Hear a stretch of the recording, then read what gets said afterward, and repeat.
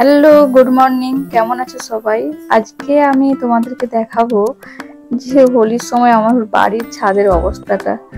হোলি তো অনেকদিন আগেই চলে গেছে, কিন্তু একটা ভিডিও রয়ে গেছিল, যে ভাবলাম চলো তোমাদের সাথে শেয়ার করি।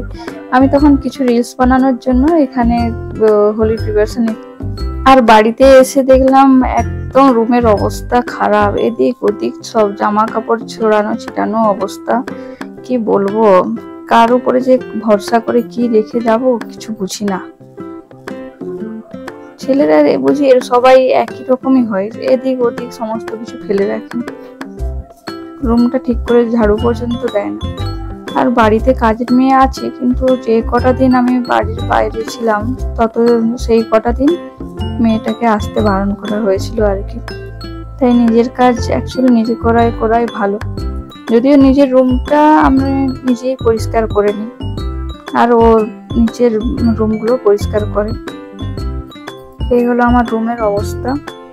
আর সামনে ওটা আমার ঠাকুরের ঘর ছিল, যে লাল লাইট জ্বলছে।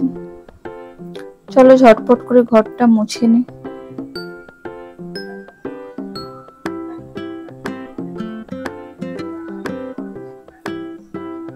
আমি সাধারণত এই ডান্ডাটা দিয়ে ঘর পরিষ্কার করি, এটাতেই আমার বেশি কমফোর্টেবল লাগে। ওই বসে বসে 1 ঘন্টা ধরে আমার পোষায় না।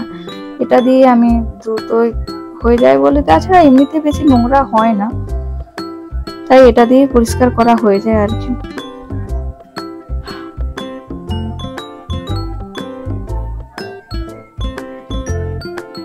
তবে সপ্তাহে 2 দিন কিন্তু বসেই রুমটা পরিষ্কার করতে হয়, কারণ ঘরের কোনাগুলো তো আর এগুলোতে পরিষ্কার হয় না। খাট, ড্রেসিং টেবিল, কাবার্ড, এগুলো সমস্ত কিছু কিন্তু হাতে পরিষ্কার করে নিতে হয়।